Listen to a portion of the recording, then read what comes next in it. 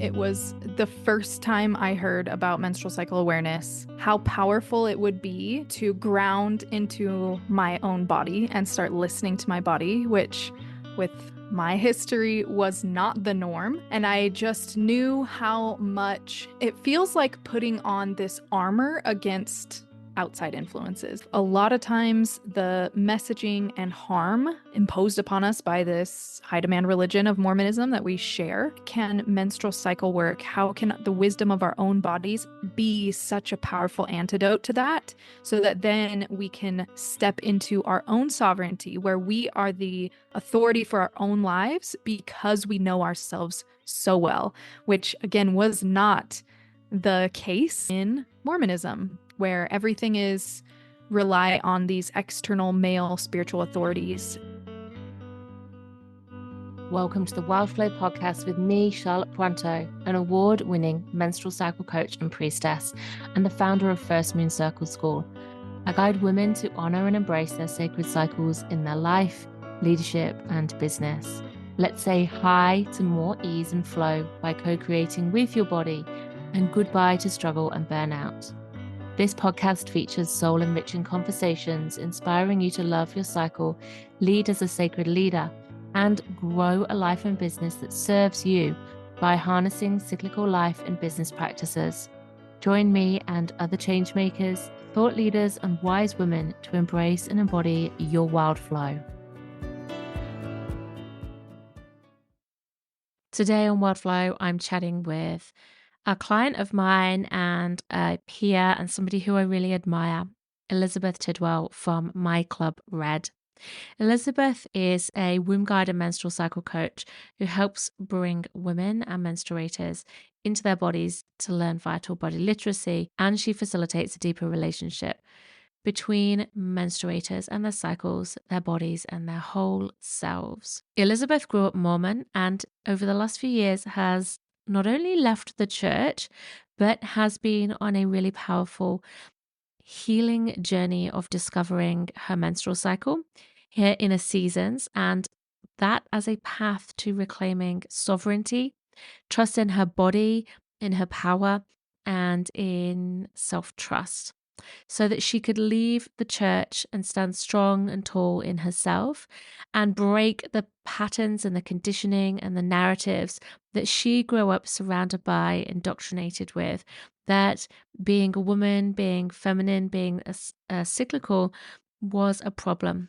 She grew up in purity culture with total disconnection to her authentic strength. So I really, really love chatting to Elizabeth today, talking about what it was like for her to grow up in this Mormon culture and how she found her way out of the church and how she has called in a community of ex-Mormon women and is guiding them now on a path to understanding their bodies and cycles. Elizabeth is also a First Moon Circle Facilitator, and she teaches children about the power of their bodies and cycles as well as offers a first period kit under her business, My Club Red. In this conversation, we really talked about what it takes to show up as a menstrual cycle guide, as someone who really stands for autonomy and sovereignty and cycle wisdom in a culture where there is a lot of shame and stigma and oppressive power by people who are still involved with the church, and how she helps people to leave behind these stories and experiences that they grow up with, especially when friends and family are still involved with the church. This is a really powerful conversation for anyone who has grown up with or been involved with organized religion, but also for anyone who is afraid or hesitant about stepping forwards into their community and being seen for doing the incredible work that you do when it feels unsafe perhaps, or stigmatized, or that you're really not just going against the grain and doing something a bit alternative, but where you're going up against religion and leaving communities that you have been a member of and standing forwards for what you really believe in. So this is a beautiful conversation, and I hope that serves you on your path. Elizabeth, welcome to Wild Flow. How are you today? Oh, I'm so good. So happy to be here. Me too. I'm so excited to chat with you. Let's start off, as always, with a cycle check in.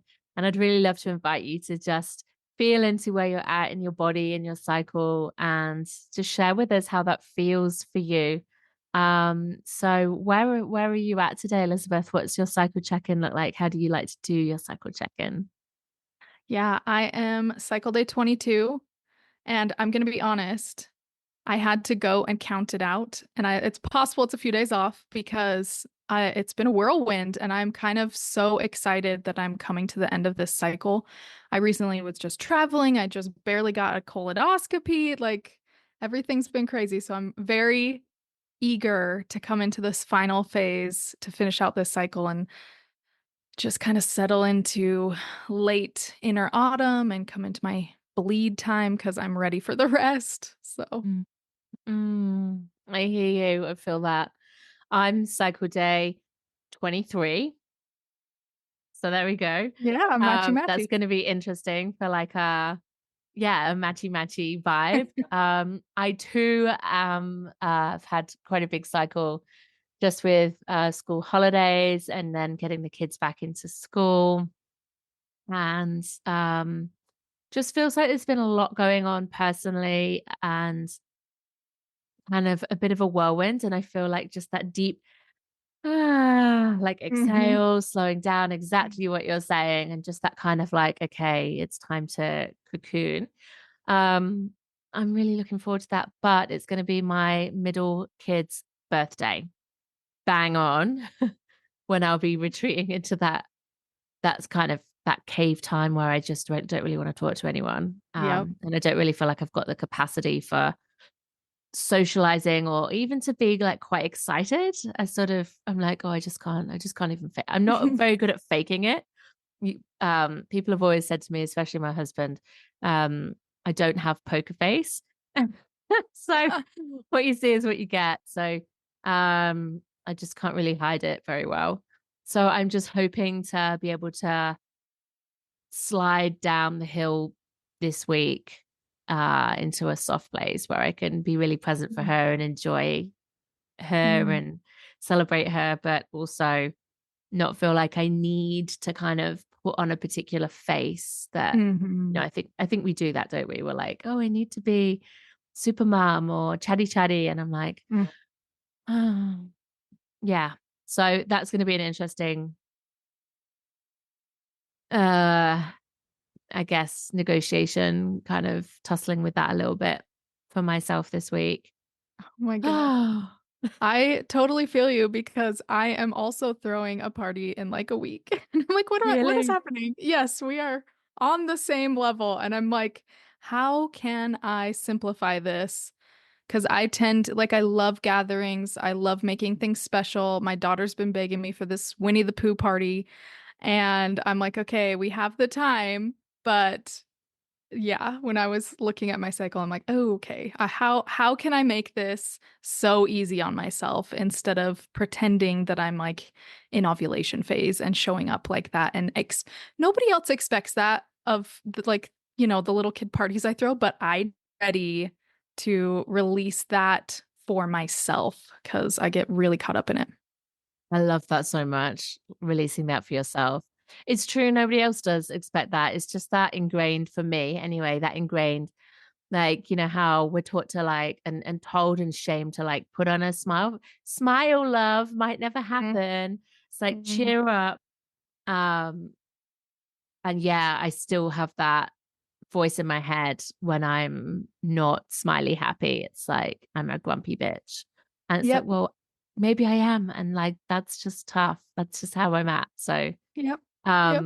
yeah, that's so interesting. We actually had the conversation this morning about with my kid that we're gonna have a family thing for her birthday, which will be Sunday. And we're gonna actually do her party in a couple of weeks because she wants to go to the theme park. Of course she Oh, does. And I'm yeah. like, no, no, that needs to wait.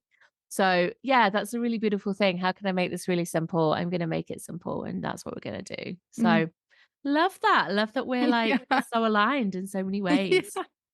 Wild. So, Elizabeth, we're going to have a beautiful chat today about you and your work and your life, really, and how it's guided you to do this particular work that you're doing, and how you're being such a guide for women and people who have periods and cycles, but who've, as part of a bigger story than that, are undoing their patriarchal um conditioning, stories, shame, how all of organized religion as well is and as you've called it, high demand religion, is affects our relationship with our bodies and ourselves. And this is just like such a big topic, and I'm really excited to have this chat with you and hear about it. Um, so I think just to start with, because you and I know each other from, well, connecting online, I think first, Mm. and seeing the awesome work you're doing as a menstruality guide, a menstrual cycle coach. And then we have done the First Moon Circle Facilitator training together as well. But Mhm. I'd love to just hear from you. I think if you'd like to just share with us, what is it about this work, being a menstrual cycle coach, doing this first moon work? What is it about menstrual cycle work that really spoke to you and called you into doing this um, as the focus of your work as well? What is that core thing that really lights you up and calls you to do this? Yeah. I think for me, it was the first time I heard about menstrual cycle awareness. It was immediately, I felt how powerful it would be for me to ground into my own body and start listening to my body, which with my history was not the norm. And I just knew how much it feels like putting on this armor against outside influences to be able to anchor into myself.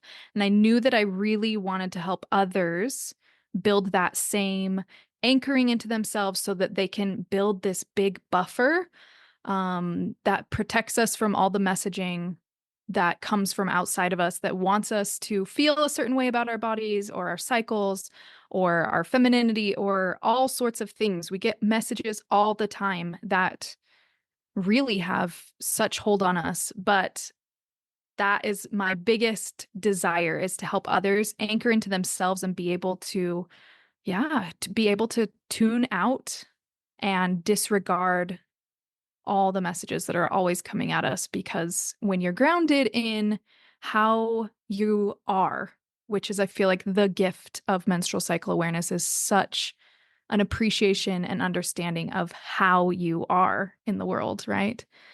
That is like the most potent,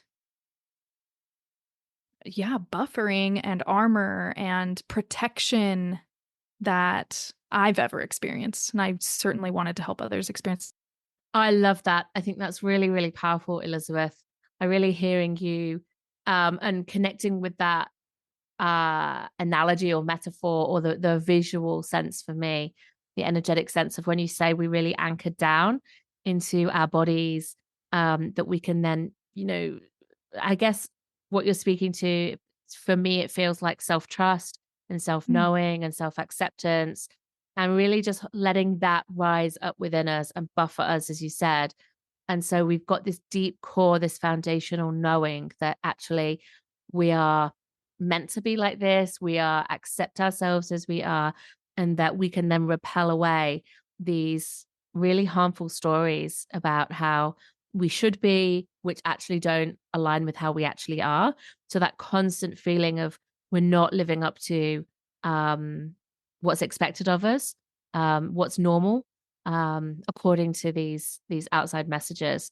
And so just really drawing up that core of strength and knowing. I think that's a really a powerful expression and visual for me.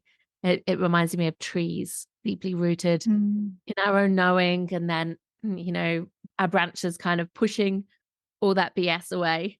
Exactly. Exactly.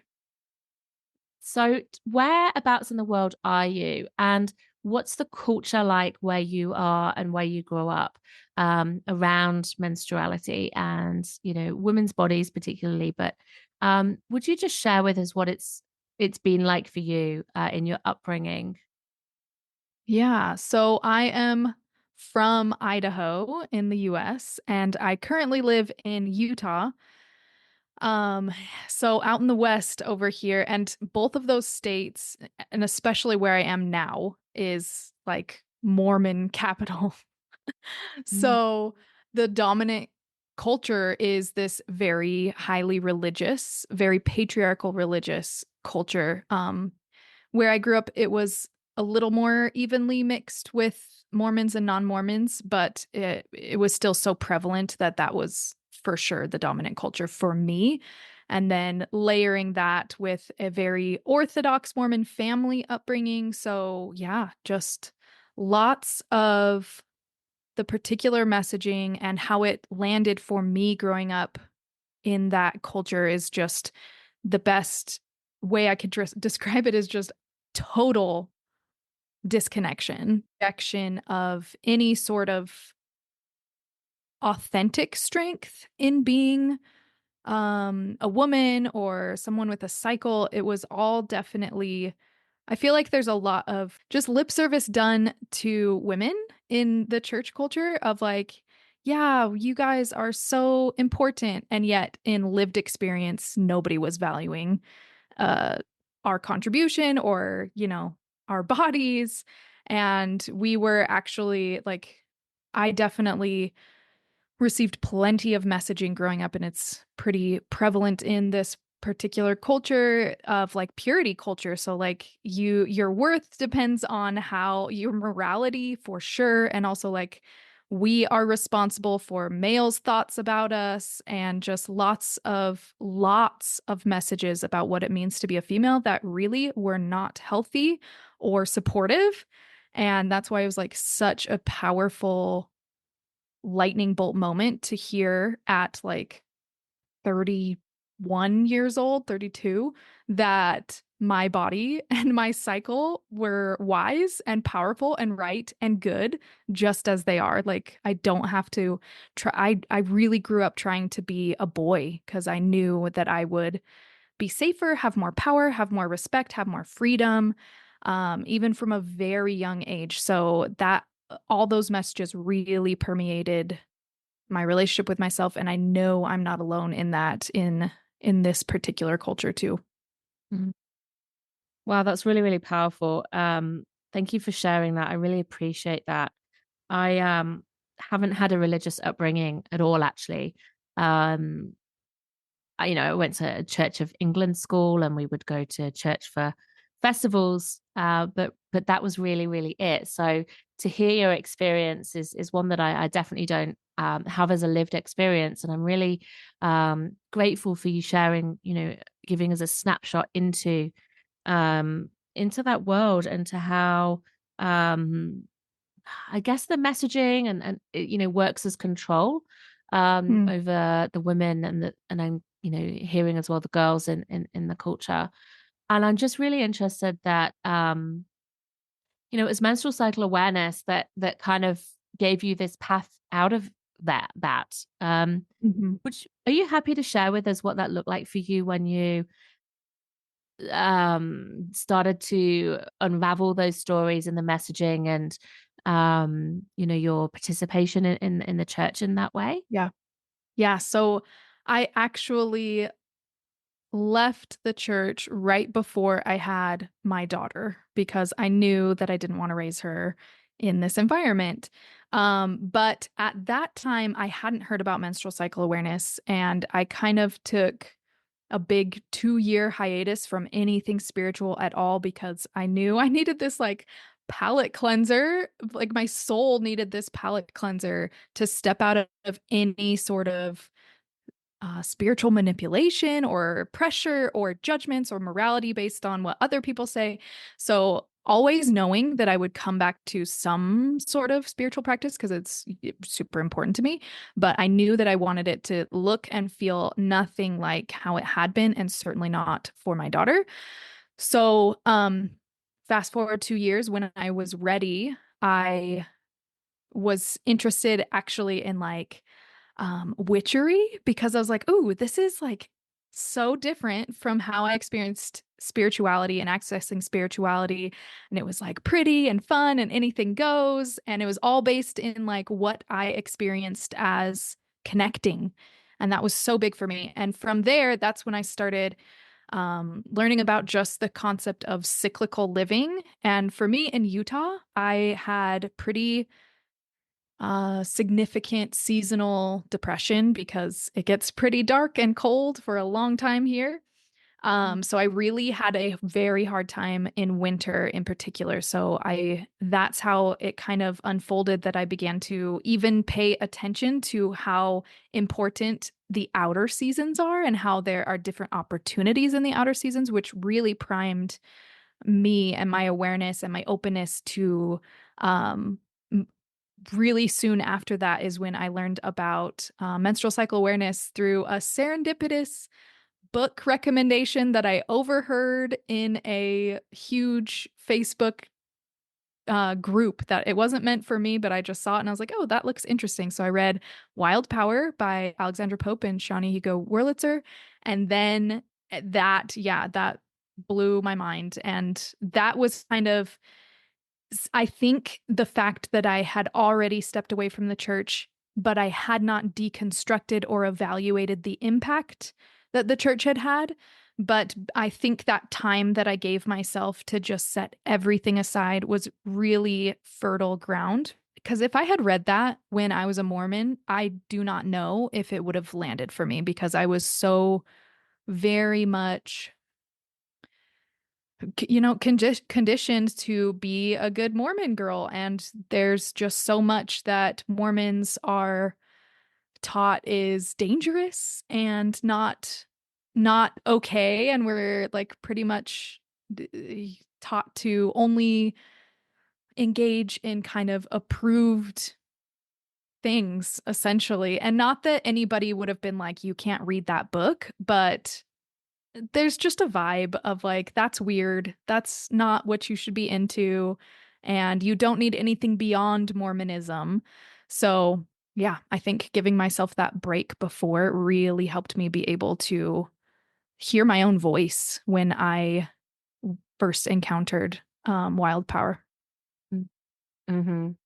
Yeah, I can imagine the book as being something you would have had to have like hidden, Mm, whilst you were trying to read it. And but then even like you say, it probably wouldn't have landed in the way that it mm-mm, did after you connected with this outer seasons, the earth seasons, and how that was influencing you. And I love that that's being the way in for you, because I share that real experience of the earth seasons as being something that really has always been there. I've always lived somewhere seasonal, and had that real appreciation. But that moment where you suddenly go, ah, we're the same. It's a mm, mirror of our internal world. Whether we have a menstrual cycle, it's very, very prevalent and it's strong day to day and over a month. But even when you don't have a menstrual cycle, we all experience the seasons and the day rhythm. And for anyone attuned to the moon, we can see how that waxes and wanes as well. So I really love that that was your way in, and through that book, which is just such a powerful activator for so many. So mm. yeah, really thanks for sharing that with us. And so from that place then, um, what was it that made you decide, or sort of gave you the maybe the confidence or the clarity that you felt really called to guide others into this work, especially in a culture where it was not open, where Mm. it might be taboo, perhaps. I'm curious.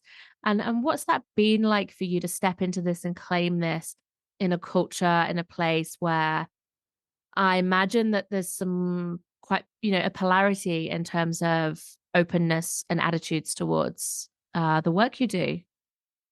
Yeah.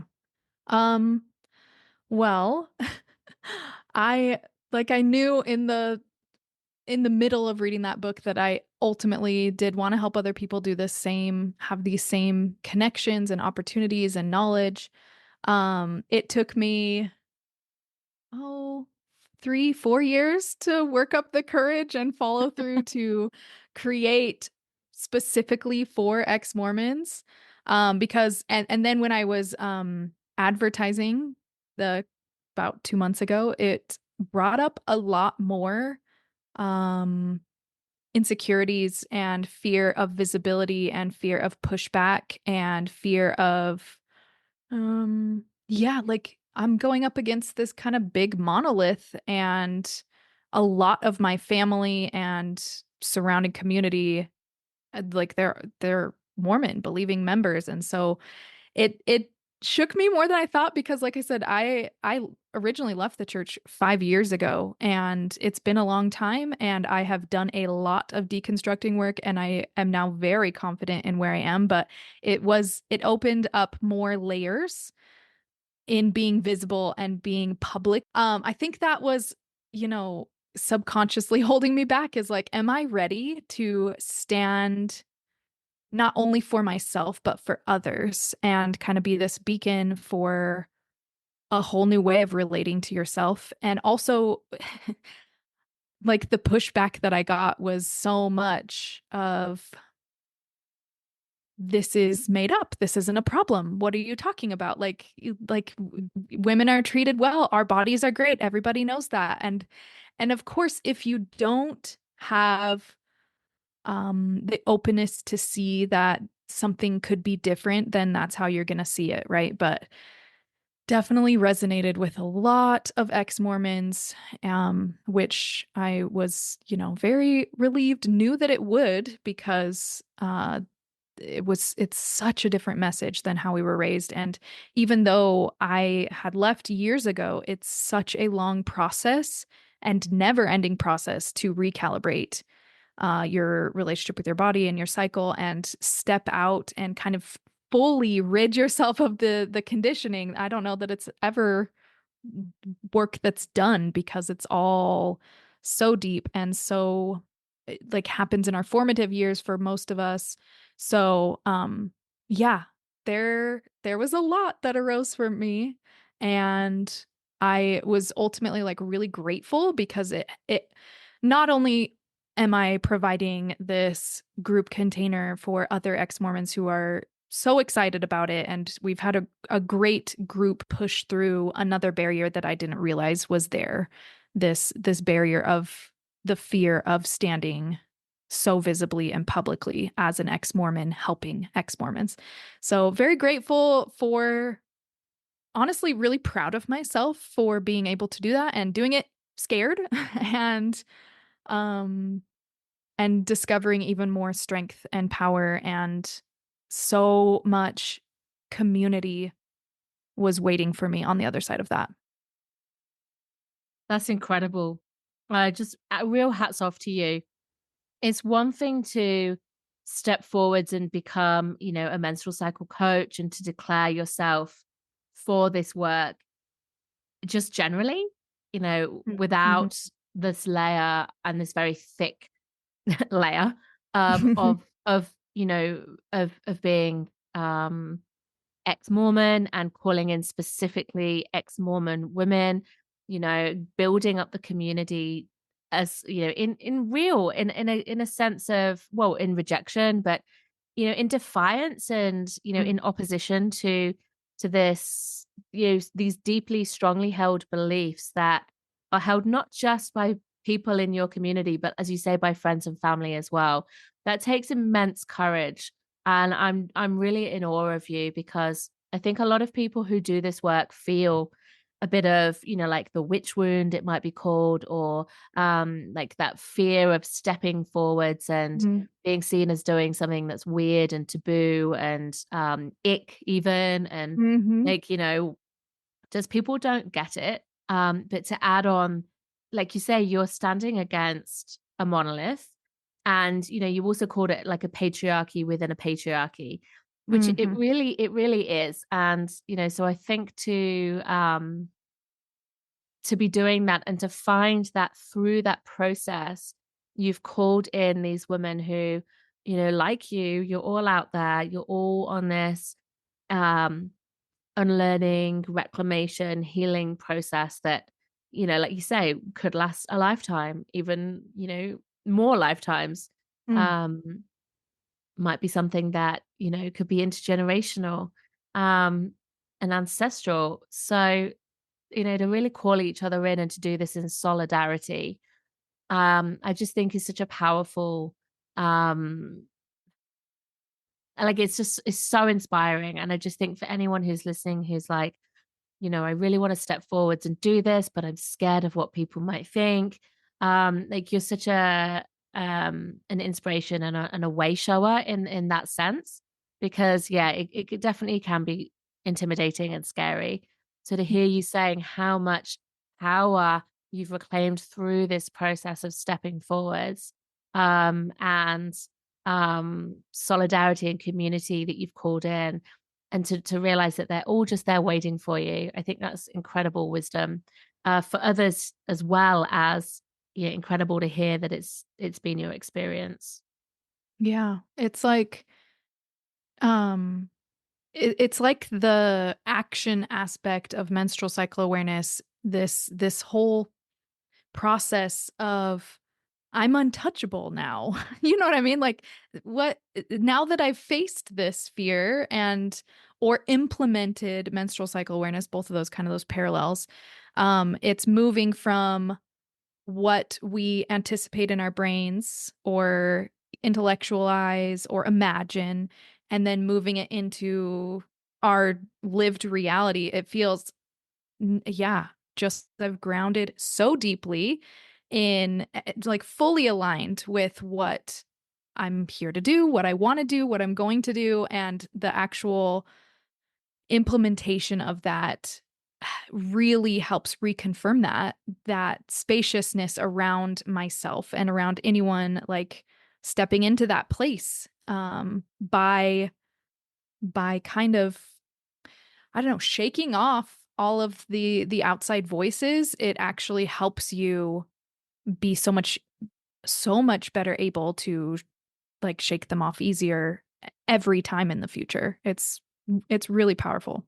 Mm. Yeah, amazing. And something else that you're really standing for in your work that I've, witnessed you stepping into through the First Moon Circle work is your really advocating for all people in community to learn about menstrual cycle awareness. So First Moon Circles are, they're aimed for children. It's menstrual education for that goes beyond what's offered in schools, and it's really holistic and nurturing, and we talk a lot about cycle self-care as well as the facts of what cycle is, and periods and puberty are on the biological aspect, that spiritual self-care, the inner seasons framework, all of that is included too. And something that you've been really passionate about is offering this to, the children in your community, but also working with different sectors of community who might not readily have access to this kind of education, for their young people and for adults too. I'd just love to hear, and would you like to share with us about, um, the work you're doing and the way that you're sharing your circles, and, what your belief is about, access to this kind of education? Yeah, absolutely. So yes, it's been such a pleasure to bring First Moon Circles to Utah and to Mormon Utah. Yeah. 'Cause again, it's like so powerful to be able to start menstruation with this huge leg up, but also it's so powerful to have the mother's wisdom ceremony at the end, because I'm like, that is where we really cement that this is intergenerational work, right? That this Mm. matters in homes, this matters in communities, this matters far beyond the huge impact that it has on the girls and kids coming, but like this is going to change communities, and we need that. We really need that. So I've been so pleased at the response in my community. And again, Utah now does have a lot of ex-Mormons that are way more open to even just the fact of talking about bodies, that kind of thing. So, I am also looking forward to hosting more where I do actually get, I'm really hoping I get access to more practicing Mormons because it would have made a difference to me as a preteen girl in Mormonism. And of course, nothing really goes against Mormonism in First Moon circles. So I'm really hoping that the more I show up in my local community, the more that I can really kind of speed up that ripple out effect.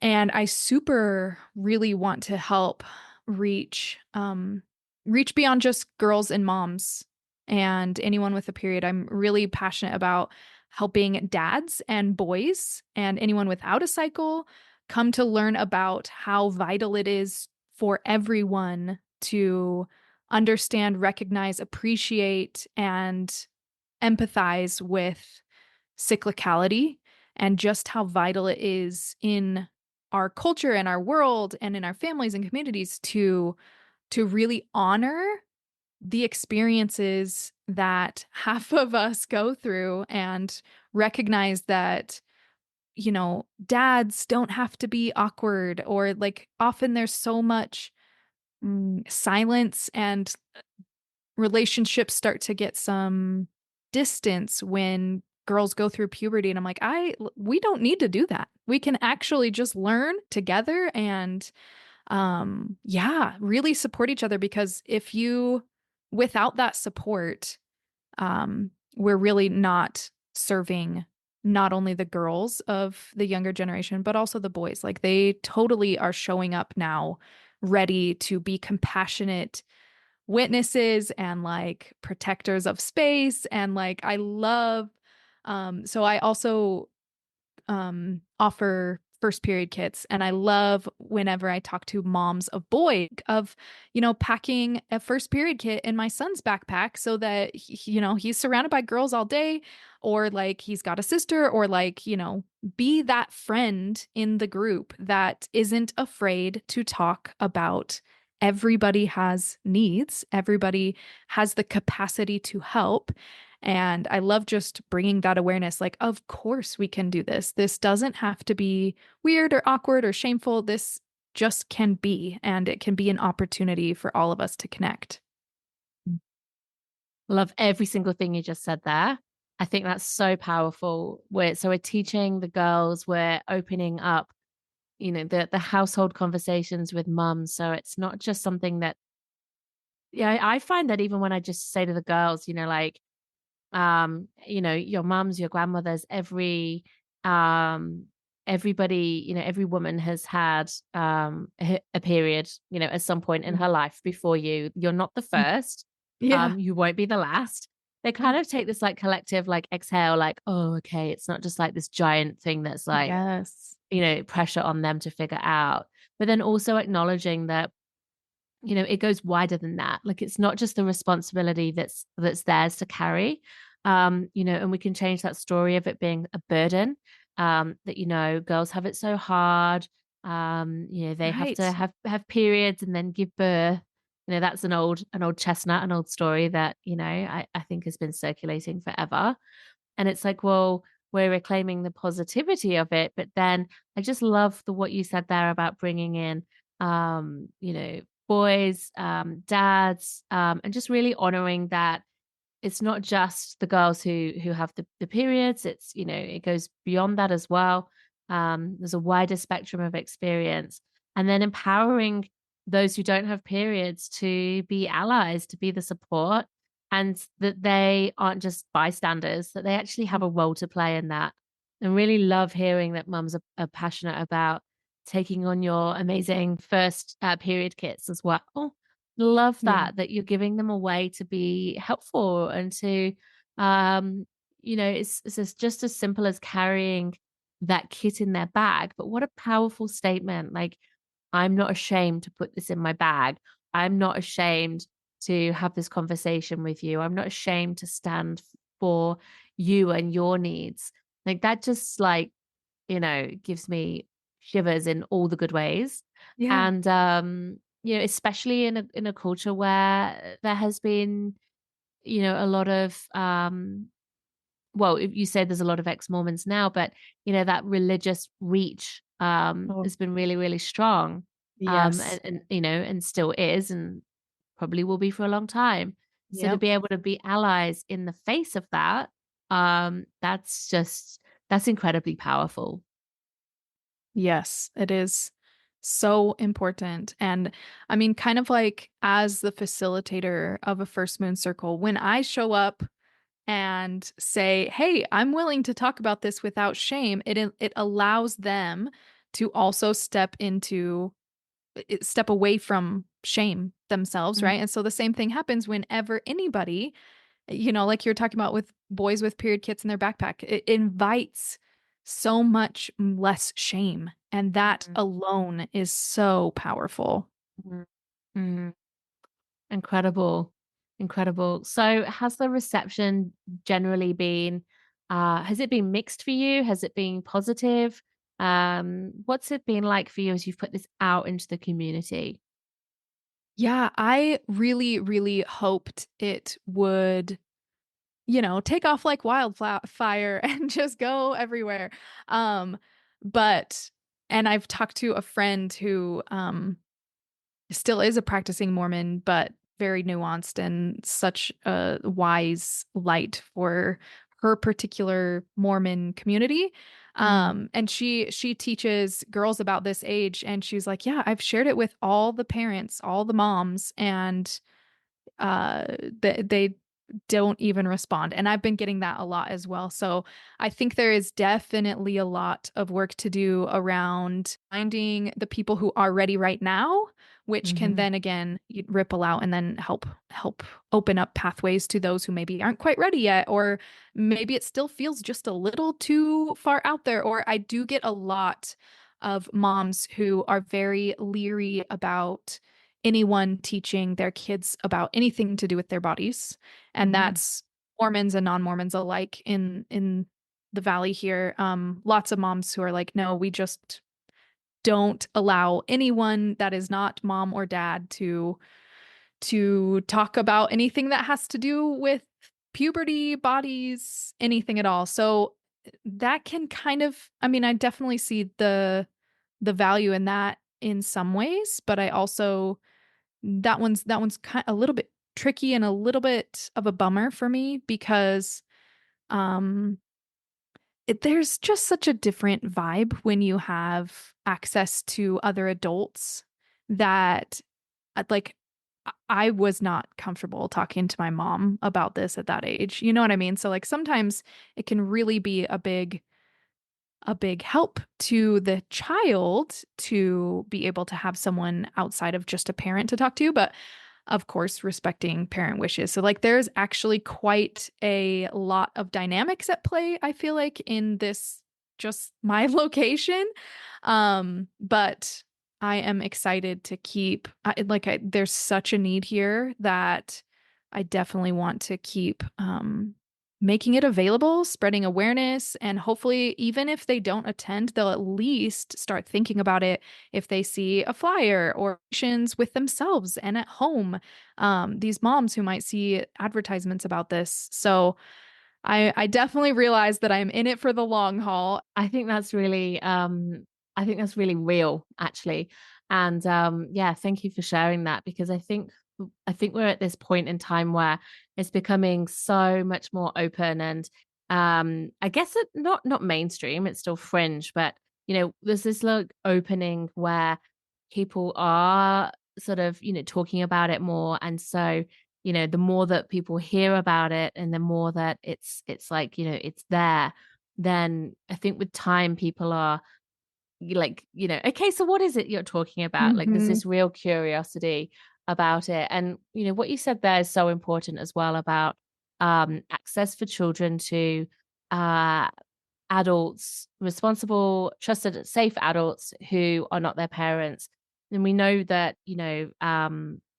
that children really need that from a mentoring point of view, from a community point of view, that It's one of the risk factors, is when children don't have access to a network beyond their family, especially as they get to puberty, and into the teen years. They really need to have people that they can look to for advice and support and guidance, and to get that sense of like there's other perspectives than just what the parents have.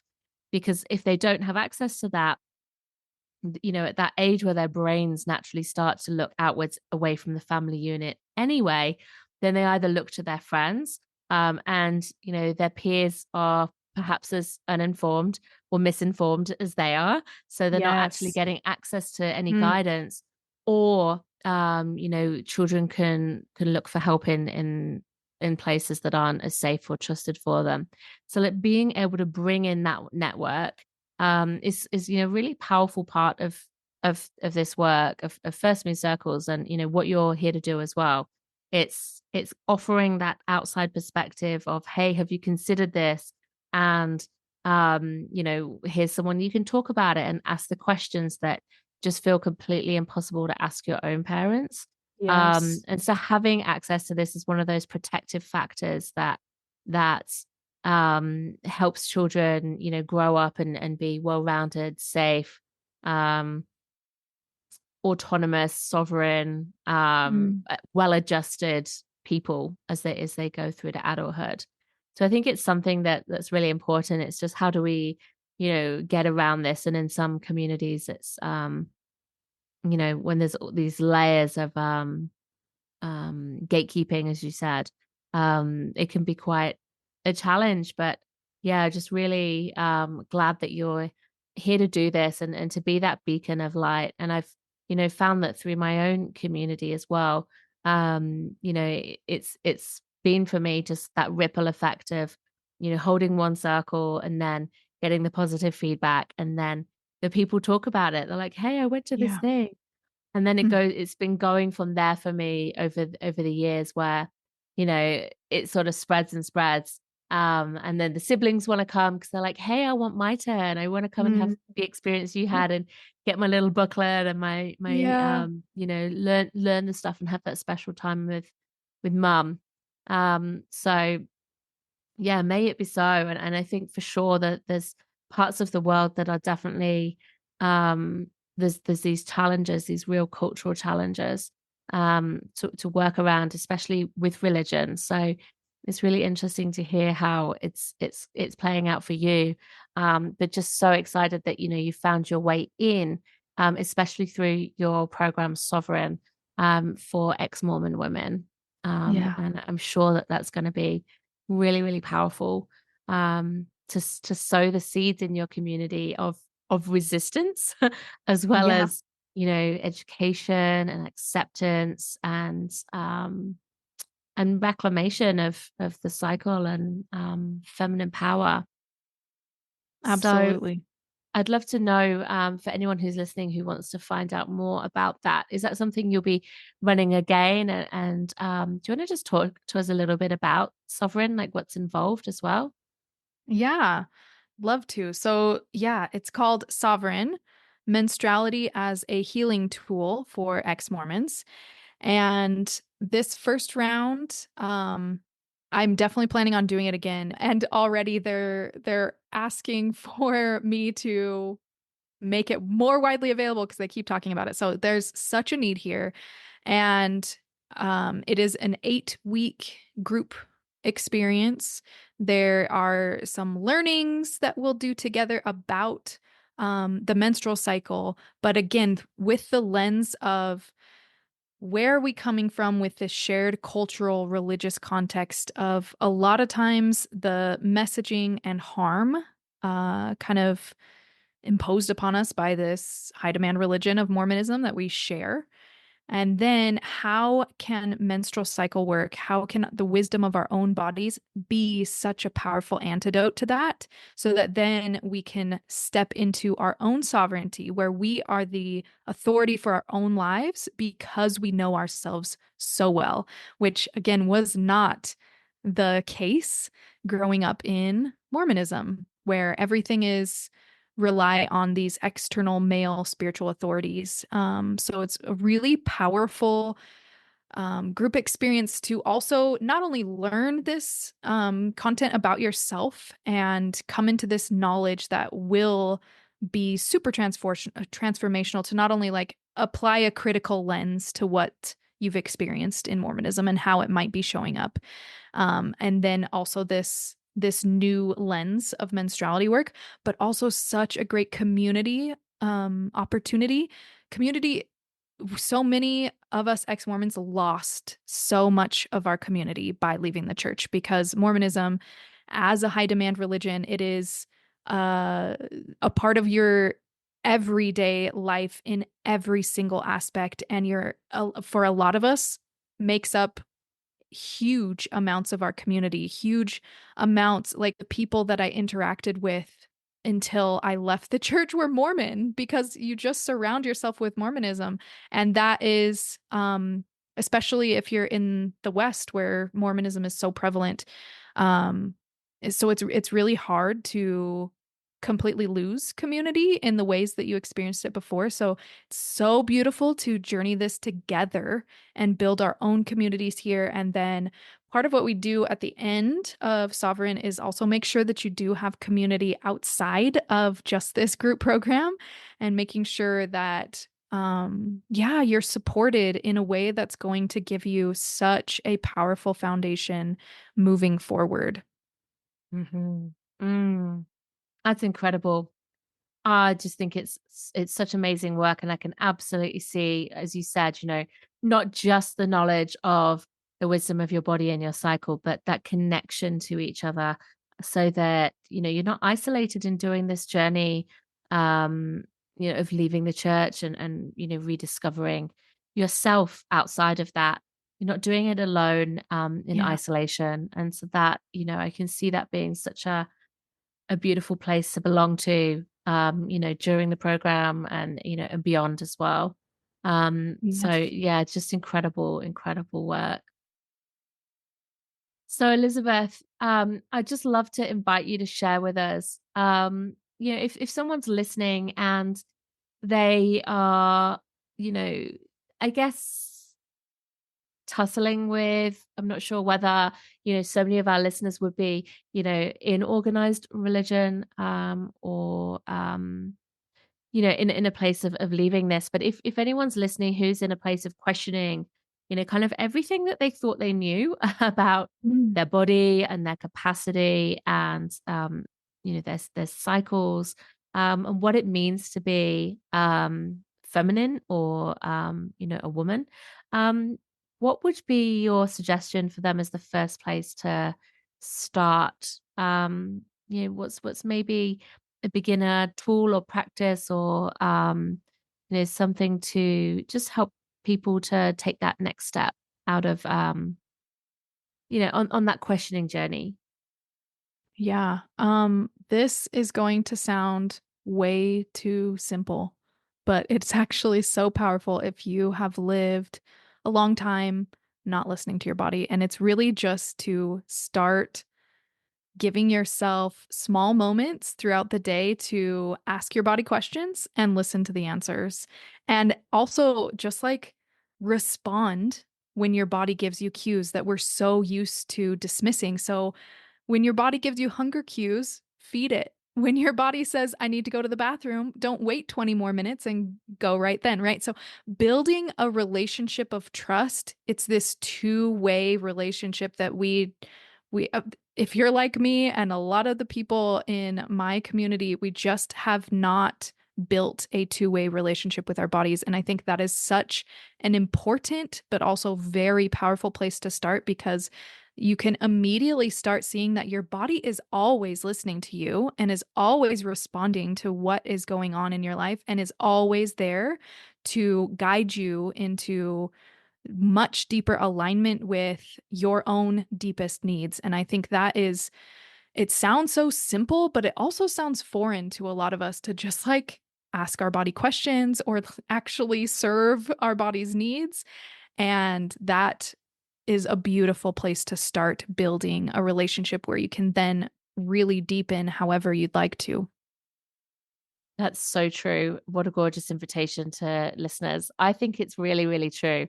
And I think that even when we are, away down the path into this kind of work, I think that actually, you know, honoring our body's cues can be something that we still forget to do. I know that Mm-hmm. sometimes I can do that, and particularly at certain times of my cycle. So there's that lens on it as well. I think that's, what a beautiful framing of that to listen to and serve our bodies.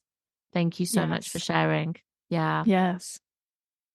So, how can people come and find out about you and your work? And if they're interested as well, particularly, I guess, US based listeners who want to find your first period kits or your first moon circles, where can we connect with you and discover your work? Yes. So my website is myclubred.com, and you can explore all the offers there, and you can also connect with me. I love connecting on Instagram at myclubred. Beautiful. And do you offer one on one work as well outside of your programs? Yes, I do. I have a couple of spaces open right now. So if you're looking, one-on-one work is it's a different thing than a group program, because the group program I get to interact and teach and guide, but a lot of it can't go as deep on the personal application. So one-on-one work is such a great way to get your very personal access to how does this apply to me? How, like, if something's coming up and you're struggling with it, yeah, one-on-one work is a really great, gentle daily practice, and really start doing that deeper work that we just can't access together in a group format. So yes, absolutely. Mhm. Amazing. Thank you so much for being with us and for sharing about your incredible work and the depth of what it really means to do this work as well, especially in a culture where it has been it's meant distancing yourself from what you knew and who you knew and stepping into, really brave, empowered version of yourself and then being that guide to other people as well.